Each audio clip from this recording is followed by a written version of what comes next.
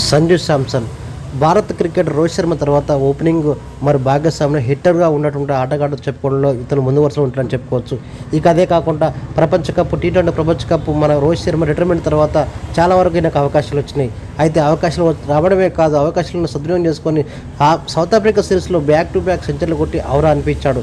Cut చేస్తే ఇప్పుడు Asia cup నుంచి కావచ్చు, అదేవిధంగా ఆస్ట్రేలియా సిరీస్లో కావచ్చు, తనకు ఓపెనింగ్లో కాదు కదా నెంబర్ 3లో కూడా అవకాశం లేకుండా తన కెరీర్కే నాశనం చేస్తున్నారు చాలామంది వరకు చెప్తున్నారు ఫ్యాన్స్.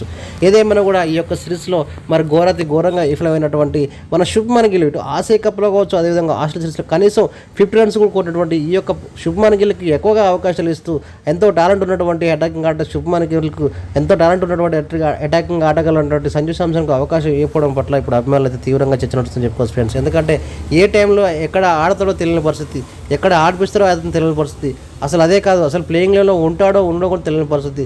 అయితే వాస్తవానికి మరి ఆస్ట్రేలియా గడిపిన T20 ప్రపంచ కప్ నేపథ్యంలో ముందున్న నేపథ్యంలో తప్పకుండా టీమిండియా చోటు ఉంటుందో ఉండదో అని చెప్పి కూడా చాలామంది చెప్తున్న విషయం. అయితే మరి మొట్టమొదటి T20 ప్రపంచ కప్ రద్దయినప్పటికీ సెకండ్ T20 ప్రపంచ కప్ మరి ఏదేమైనా కూడా మొట్టమొదటి T20 మ్యాచ్ రద్దయినప్పటికీ ఆస్ట్రేలియాతోటి మరి రెండవ T20 మ్యాచ్లో తనకి మరి ఫస్ట్ డౌన్లో పంపిస్తే విఫలం కావడం జరిగింది. ఏదేమైనా కూడా తనకు ఫస్ట్ డౌన్లో వస్తుందో తెలియదు, సెకండ్ డౌన్లో వస్తుందో తెలియదు, అదేవిధంగా 5th డౌన్లో తెలియదు, మరి 7th డౌన్లో వస్తుంది, అసలు ప్లేస్లో ఉండడో తెలియని పరిస్థితి.